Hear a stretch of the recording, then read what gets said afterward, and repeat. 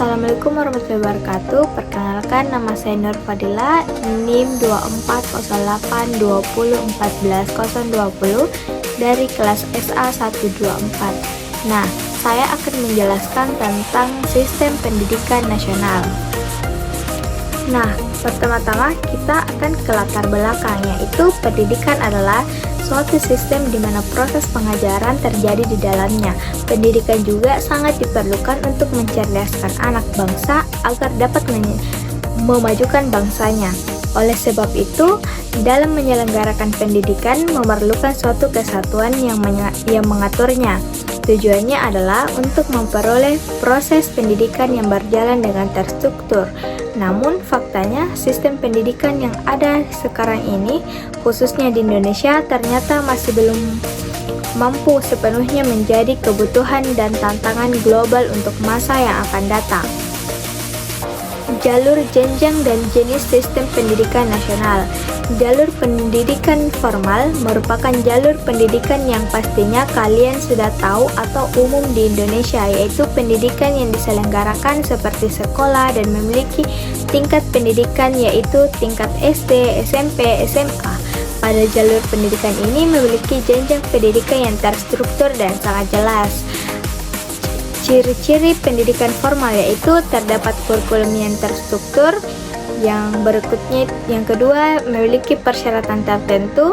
Yang ketiga, materi yang dipakai bersifat akademik. Jalur pendidikan non-formal. Sistematika di luar sistem sekolah adalah bagian penting dari kegiatan skala besar yang dilakukan secara mandiri atau untuk membantu siswa tertentu mencapai tujuan belajarnya. Sebagian besar pendidikan informal berlangsung pada usia dini. Adapun ciri-ciri pendidikan non-formal yaitu yang pertama, memiliki tujuan untuk mendapatkan keterampilan. Yang kedua, berfokus pada siswa bagaimana belajar mandiri dapat mengontrol aktivitas belajar.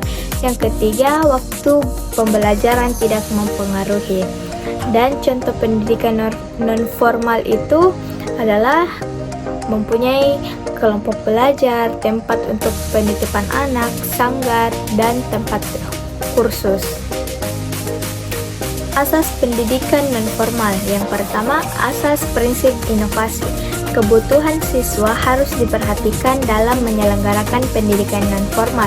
Oleh karena itu, dalam mengembangkan inovasi, aspek-aspek seperti norma, nilai, teknologi, dan metode perlu disesuaikan dengan kebutuhan siswa. Yang kedua, asas prinsip-prinsip untuk menetapkan dan mengembangkan visi pendidikan non-formal. Hal ini berkaitan dengan standar minimal yang dicapai siswa dengan mempertimbangkan berbagai jenis dan tingkat pengetahuan, sikap, dan keterampilan yang dibutuhkan oleh anggota masyarakat, yaitu tentang menetapkan tujuan. Yang ketiga, asas pokok-pokok rencana dan pengembangan pendidikan formal dan pendidikan non-formal adalah sebagai berikut, yaitu menyeluruh, artinya program atau kegiatan yang direncanakan harus sejalan dengan tujuannya. Yang kedua, keterpaduan adalah suatu rencana yang meliputi program pendidikan formal dan informal yang berkoordinasi sehingga jenis program pendidikannya selaras satu sama lain. Yang ketiga, pertimbangan aspek kualitatif dan kuantitatif di bidang pendidikan non-formal. Kemampuan belajar dan bekerja perlu ditingkatkan secara kualitatif dan kuantitatif. Yang keempat, sumber pemerintah dan informasi swasta atau pemerintah daerah tinjauan semua sumber yang tersedia atau terpercaya dalam bentuk integrasi dan penggunaan semua sumber yang tersedia dari kedua sumber. Pendidikan informal. Pendidikan informal merupakan metode pendidikan dari keluarga dan lingkungan tertentu terhadap kegiatan belajar individu yang dilaksanakan dengan bertanggung jawab. Ciri-cirinya adalah lingkungan keluarga dapat dilakukan khusus untuk pendidikan informal. Persyaratan harus khusus tidak berlaku. Yang ketiga, tidak perlu untuk mengikuti ujian yang diselenggarakan. Standar nasional pendidikan. Yang pertama, pengertian standar nasional. Yang kedua, fungsi dan tujuan standar nasional pendidikan. Yang ketiga, jenis-jenis standar nasional pendidikan. Kurikulum pendidikan dan tenaga kependidikan dalam sistem pendidikan nasional. Yang pertama, kurikulum.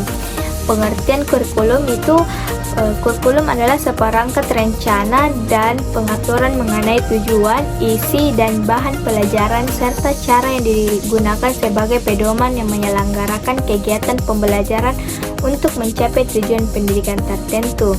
Tujuannya, kurikulum yaitu sebagai alat pendidikan untuk menghasilkan siswa yang berintegrasi. Pengertian tenaga kependidikan. Tenaga kependidikan menurut ketentuan pasal 1 angka 5 Undang-Undang Nomor 20 Tahun 2003 tentang Sistem Pendidikan Nasional adalah anggota masyarakat yang mengabdikan diri dan diangkat untuk menunjang penyelenggaraan pendidikan. Selanjutnya tugas tenaga kependidikan. Tugas tenaga kependidikan diatur dalam ketentuan pasal 39 ayat 1 Undang-Undang Nomor 20 Tahun 2003 tentang Sistem Pendidikan Nasional dan melaksanakan administrasi, pengelolaan, pengembangan, pengawasan, dan pelayanan teknis untuk menunjang proses pendidikan pada satuan pendidikan.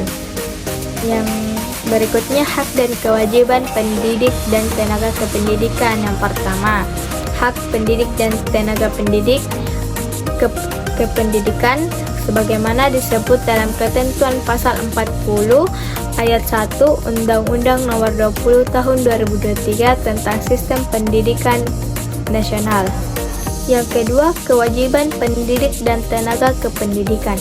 Selanjutnya, yang menjadikan kewajiban pendidik dan tenaga kependidikan menurut ketentuan pasal 40 ayat 2 Undang-Undang Nomor 20 Tahun 2003 tentang Sistem Pendidikan Nasional adalah yang pertama, mencapai suasana pendidikan yang bermakna, menyenangkan, kreatif, dan dinamis dan dialogis. Yang kedua, mempunyai komitmen secara profesional untuk meningkatkan mutu pendidikan. Yang terakhir, memberi teladan dan menjaga nama baik lembaga, profesi, dan kedudukan sesuai dengan kepercayaan yang diberikan kepadanya. Jadi, kesimpulan dari pembahasan ini adalah sistem pendidikan di Indonesia punya peran besar dalam membentuk karakter dan kualitas manusia. Walaupun sudah banyak diperbaiki, masih ada masalah yang harus diatasi, seperti kesenjangan akses, kualitas pengajaran yang belum merata, dan kecocokan kurikulum dengan dunia kerja. Semua pihak pemerintah, guru, orang tua, dan masyarakat perlu bekerja sama untuk meningkatkan pendidikan. Dengan pendekatan yang menyeluruh dan terus-menerus diharapkan pendidikan bisa menghasilkan generasi yang handal, kreatif, dan siap menghadapi tantangan global. Nah, itu saja yang saya sudah sampaikan. Kurang dan lebihnya mohon dimaafkan. Wallahi muwaffiq ila aqwamit thoriq. Assalamualaikum warahmatullahi wabarakatuh.